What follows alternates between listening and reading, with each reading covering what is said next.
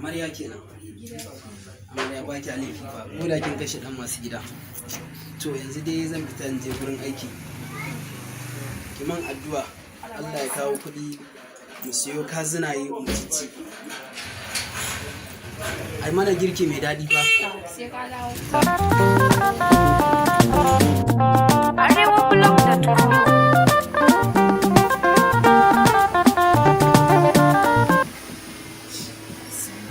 ya kamata in jarba mai gida na wani kalar so ne yake ne.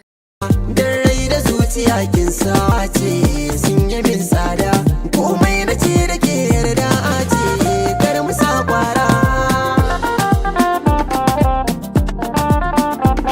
Na gaskata ka kai ne jigon zaman mushi. Assalamu alaikum. Na dawo aiki na gaji. Kai na ji an ce babu Buhari da je London din nan fa kuma gashi tan ya kusa ya kamata in zo in kalli news din nan. Kai. Shi kuma wannan takaddan fa. A'a.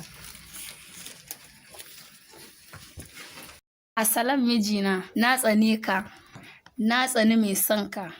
Kullum dama ƙuri nake da warin na kake yi. Don haka na tattara kayana na wuce gidan iyayena. Ahab! Gida biyu maganin gobara.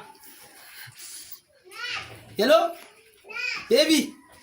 Wallahi addu'an da muke fa ya karfu. Wallahi ina dawowa gurin aiki kawai sai na ga wani leta da matana ta rubuta min. Don haka kin san me zai faru? Ki turo mu account number naki. Kawai nan da sati ɗaya kawai da zuwa daura mana. Kin turo, ki turo da yamma fa. Kai, ya kamata ita ma fa rubuta mata wannan sakin da ta dawo kawai ta ga saki uku. Raina na yarda so maraya ne, samu goya shi don tallafi gurin al'umma ba mu mai gyara. Sauti daga arewablog.com.